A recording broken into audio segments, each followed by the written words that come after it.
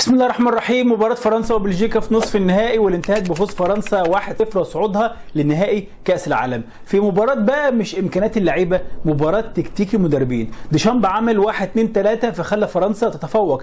في المقابل روبرتو مارتينيز شقلب الدنيا في الشوط الثاني فقلبها على بلجيكا.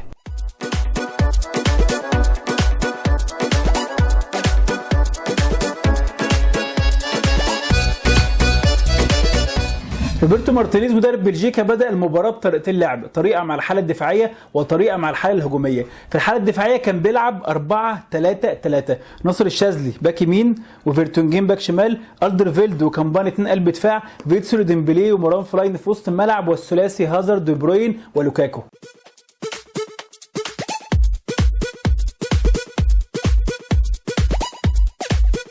واما في الحاله الهجوميه فناصر الشاذلي بيتخلى عن مركز الباك وبيتحول لجناح يمين، وورا بيلعب ثلاثي بعرض الملعب، الدرفيلد وكامباني وفيرتونجين، وموسى ديمبلي وفيتسل بيكونوا اثنين في وسط الملعب، وهازارد بيتحرك في الجبهه الشمال المقابله لجبهه الشاذلي، جبهه يمين وجبهه شمال، ودي بروين وفلاين بيتحركوا من منطقه العمق يتقدموا ورا لوكاكو، طبعا مع تحركات دي بروين في اليمين عند الشاذلي وتحركات فلايني مع هازارد. ده كان الشكل، واعتقد بان روبرتو مارتينيز لعب بالشكل ده اولا عشان يعوض غياب توماس مونيه الباك الوحيد في قائمه بلجيكا كلها من اول لاخرها، وتاني حاجه لانه عارف ان فيرتونجين لما يكون باك شمال مش هيتقدم هجوميا، يعني مش هيستفيد بيه، ففي المقابل كان عاوز يستفيد اقصى استفاده من الطرف اليمين بوجود الشاذلي، لانه لو كان باك بشكل صريح طبعا هيتقدم مطالب ان هو يرجع عشان يأدي واجبات دفاعيه، لكن وجوده كجناح وفي ثلاثي ورا الدرفيلد بيميل يغطي ناحيته، فبالتالي هيتقدم بمنتهى الحريه فيستفيد بالجبهه اليمين اقصى استفاده. ورغم ان الطريقه دي او الفكره دي في بدايه المباراه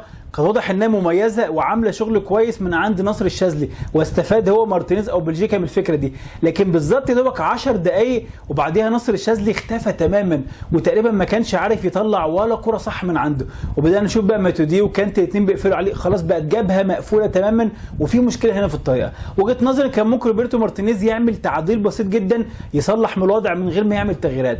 ناصر الشاذلي هو باك لما يتقدم لقدام او يتحول لجناح ما كانش لازم يشتغل على الطرف، كان ممكن يدخل يشتغل يضمه من جوه، في المقابل دي بروين هو اللي يسحب نفسه ويشتغل على الطرف، يحصل الشيفت بينهم. ده ليه؟ اولا دي بروين عنده مهاره اعلى من الشاذلي، يعني لو في تكتل دفاعي او شكل دفاعي ممكن يتصرف فيه افضل من الشاذلي، كان واضح مقفول عليه تماما. تاني حاجه ان دي بروين عنده عرضياته مميزه جدا وقاتله، فوجود دي بروين في الطرف ويعمل عرضيات للوكاكو وفلايني والشاذلي الاثنين طوال من وراه كانوا هيتحركوا جوه المنطقه، فكان ممكن تستفيد من عرضيات بحيث يبقى انت عندك جبهه يمين وجبهه شمال، لان بلجيكا بعد اول 10 دقائق جبهه الشاذلي اتقفلت تماما وبقى لعبها الهجومي كله مبني فقط على جبهه هازارد. اما ديشامب منتخب فرنسا فالراجل لعب بمنتهى الصراحه على فكره السرعات، ومش اول مره يعملها، من اول بطوله بيلعب بالطريقه دي في اكتر ماتش، وابرزهم ماتش الارجنتين، لانه عارف ان دفاع الارجنتين بطيء جدا وهو مراهن على لعيبته وعارف انها سريعه جدا، ساب الاستحواذ الارجنتين ورجع ورا وضربهم بسرعات. النهارده برده عارف ان الثلاثي في منتخب بلجيكا الدرفيلد وكامباني وفيرتونجين عندهم بطء، فبالتالي ساب الاستحواذ لبلجيكا، رجع الفريق ورا، خلى بلجيكا تضغط عليه، وفي المرتدات والسرعات ضربهم فيها. وهنا بقى في خلاف بين الجماهير او بين الناس على فكره ان اللي بتعمله فرنسا ده ذكاء جدا من ديشامب، انه بيستغل نقط معينه بتخليه يتفوق، وناس شايفه ان ده عيب ان فرنسا بالنجوم اللي عندها تلعب بالطريقه الدفاعيه اللي فيها جبن الى حد ما، لكن في كره القدم مفيش حاجه اسمها عيب. ايه اللي بيفيدني؟ ايه اللي بعمله ويخليني افضل في الملعب هو الصح ده اللي تعمله. منتخب فرنسا بالطريقه اللي بيعملها دي بيخلي عنده، بنتكلم مثلا النهارده قدام بلجيكا والشوط الاول بالاخص عنده ناحيه دفاعيه كويسه، يبقى اذا الطريقه دي ناجحه دفاعيا.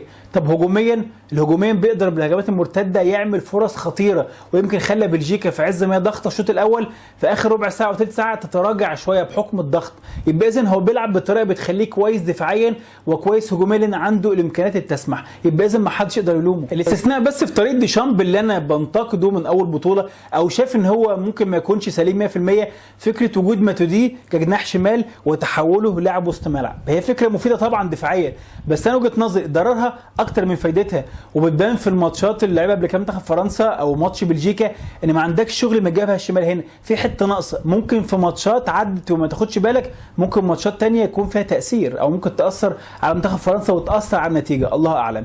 لكن يمكن ربما ديشامب وفقا لطريقه لعبه هو مش محتاج ماتودي هنا، هو مش بيلعب على فكره الاستحواذ عند منطقه جزاء الخصم، هو بيلعب بيه دفاعيا وبيلعبها كلها دفاعيا، وبعد كده بيعتمد في المرتدات على السرعات، والمرتدات هو عاوز بس جريزمان ومبابي وراهم بوجبا واحيانا الباكات، يعني وفقا لطريقه لعبه مش محتاج جناح هنا في الناحيه الشمال، بل يحتاجه اكتر في وسط الملعب، برضه فكره تحترم. ورغم الشكل الدفاعي منتخب فرنسا الجيد الشوط الاول، لكن كان عندهم مشكله برضه موجوده واضحه جدا عند بافارد الباك اليمين، كان بيواجه هازارد بشكل فردي، طبعا هازارد اشتغل هنا بشكل كبير وكان ممكن يحرز ومنتخب فرنسا يندم على الحكايه دي.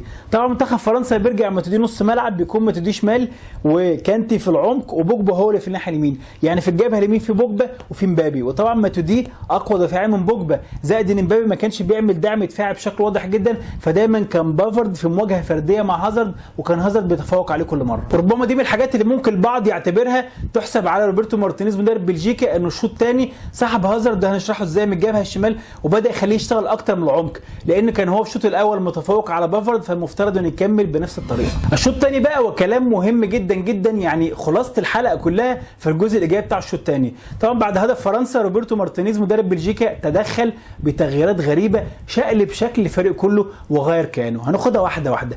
اول حاجه نزل ميرتنز مكان ديمبلي، ولعب ميرتنز في الطرف اليمين هنا، فتح على الخط دايما عشان يعمل عرضيات، اللي هو نفس المكان بتاع الشاذلي او الادوار بيقوم بيها، وهنجي لها بعد كده. وبعد كده مروان فلايني بدا يتحرك كتير جدا في الطرف الشمال، لان هازارد بدا يدخل لجوه، عكس بقى الشوط الاول هازارد دايما كان مخترق من الطرف، بدا هازارد يدخل جوه العمق يستلم ويشتغل، ففلايني بيهرب في الناحيه الشمال عشان مكانه. وطبعا في نفس الوقت دي بروين لما خرج ديمبلي وفلايني بقى يتحرك الناحيه الشمال، رجع دي بروين في نص الملعب جنب فيتسل. يعني في اكتر من خطا حصلوا ولخبطه كبيره في ارض الملعب وفي شكل بلجيكا. اولا ميرتنز نزل في الطرف اليمين عند الخط عشان يعمل عرضيات، ده نفس الدور بالظبط بتاع نصر الشاذلي، هو ده اصلا الدور اللي مارتينيز غير شكل بلجيكا وشقلب كل حاجه عشان يبقى الشاذلي بيلعب هنا، فانت خليته على الطرف يرفع عرضيات ويشتغل في وجود الشاذلي في الجبهه دي، بل احيانا هتلاقي دي بروين كان بيميل كمان عليهم في الطرف اليمين، فاصبح الشاذلي هنا بلا محل من الاعراب، هو مجرد زياده عدديه لكن ملوش تاثير، اللي كان بيعمل دورك خلاص بقى موجود هنا، وانت هنا مش محتاج كثافه عاديه، انت محتاج كثافه عاديه في مكان تاني. ورغم ان الشاذلي ما بقاش له دور، احتفظ بنصر الشاذلي لغايه الدقيقه 91، كان غريب جدا وملوش تفسير. النقطه الثانيه مروان فلايني قلنا بدا يشتغل من الطرف هنا، وبقى واضح جدا لان هازارد دايما يدخل لجوه ففلايني يقوم رايح مكانه، فاغلب الشكل كان كده، يعني فلايني طرف شمال وكراسكو نزل في الطرف الشمال عشان يبقى جبهه حقيقيه في الدقيقه 80، وده حصل من اول الشوط الثاني، يعني لعب 35 دقيقه مروان فلايني جناح شمال هنا. ايه اللي هيقدمه فلايني هنا؟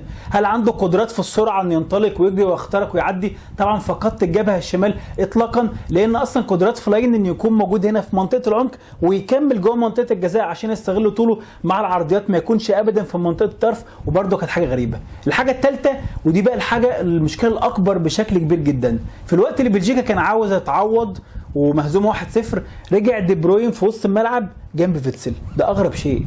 يعني انت بتحاول تطور، فالمفترض تعمل عكس، زي كان ماتش البرازيل دي بروين طلع قدام فاشتغل، فكان عنده ناحيه هجوميه فاثر، بقى في صانع العاب مع هازارد، لكن انت رجعت ورا، انت بتموته اكتر، لدرجه ان في لقطه مثلا في الدقيقه 89 الوقت اللي بلجيكا مفترض خلاص بتضغط بكل خطوطها، دي بروين واقف هنا مع قلبين الدفاع بيستلم الكوره، هنا ايه؟ اكيد دي بروين انا مش عاوزه هنا، انا عاوزك قدام، ودي ترتب عليها مشكله كمان اكبر. دي بروين موجود هنا مع فيتسل هو صانع الالعاب، وهازارد زي ما قلنا بقى ينزل يستلم كتير من تحت بطريقته اللي هي المعتاده، فبقى ينزل هازارد لتحت مع دي بروين تحت، وفلايني في الشمال او كراسكو لما كان نزل موجود، وميرتنز موجود مع نصر الشاذلي، ومنطقه العمق هنا فاضيه تماما عند لوكاكو، وده كان مشهد متكرر على طول. وطبعا انت كان عندك مشكله اصلا مين اللي يوصل الكره للوكاكو، فانت فضيت المنطقه دي كلها، كله تحت موجودين هنا، انا مش عاوزهم هنا، عاوزهم قدام.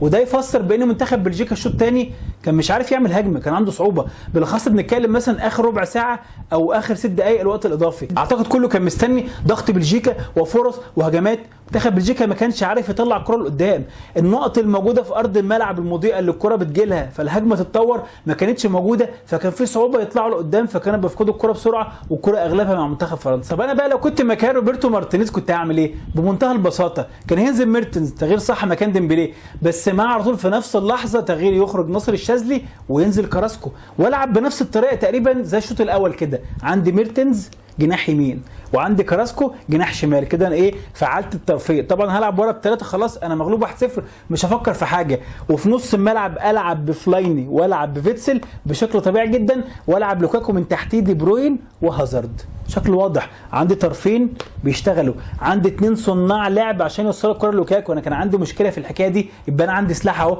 عندي 2 عند منطقه جزاء الخصم يقدروا يصوبوا ويشوطوا، يبقى انا اضفت كمان سلاح. عندي 2 عندهم القدرات يرقصوا بمهاره وياخدوا فاولات هنا عند منطقه جزاء خطيره جدا، يبقى انا حطيت كمان سلاح. اعتقد ده كان يفرق جدا. اما منتخب فرنسا في الشوط الثاني، فبعد الهدف ديشامب اكد على فكره الدفاع قوي والهجمات المرتده، وبرده مش هقدر اغلطه تاني زي كان الشوط الاول. العبره او المعيار ان انا يكون عندي لعيبه بتنفذ الطريقه صح، يعني عندي لعيبه بقدر ادافع بيها والهجمات المرتده بيقدروا بامكانياتهم يحولوها فرص حقيقيه، اهلا وسهلا كده يبقى تمام. لكن مثلا في فريق تاني تلاقيه بيدافع والهجمات المرتده عباره عن جري بلا هدف وما بيعملش فرص، وقتها ما تقوليش بقى بلعب مرتدات، لا انت كده بتلعب اي كلام تاني. لكن لو عندك اللعيبه اللي تسمح لك تخلي مرتدات فرص حقيقيه يبقى انت تمام. واعتقد فرنسا عندها اللعيبه اللي تخلي الفرص المرتدات اهداف، فرص خطيره. شفنا فرنسا كمان ليها اكتر من فرصه. يمكن الانتقاد الوحيد بس لديشامب بانه الشوط الثاني ساب الاستحواذ بزياده شويه لمنتخب بلجيكا، وده نفس الانتقاد برده اللي قلته في ماتش فرنسا والارجنتين، قلت ان هو ساب الاستحواذ للارجنتين كتير فاحرزت هدف والثاني والثالث. برده النهارده بلجيكا كانت دايما ضاغطه، ومنتخب فرنسا عنده القدرات انه يقدر يعمل بعض الاستحواذ بحيث يخف الضغط عليه. لان لو كانت بلجيكا النهارده اتعادلت او الارجنتين اتعادلت قبل كده، انا كنت هنتقد برده ديشامب ومنتخب فرنسا واقول ان اللي عمله ده من احد اهم الاسباب للتعادل. سؤال الحلقه، ديشامب مدرب فرنسا، هل انت شايفه مدرب جبان ولا ذكي؟ اعمل لايك واعمل شير واشترك في القناه، اوعى تنسى خليها دايما في الشبكه.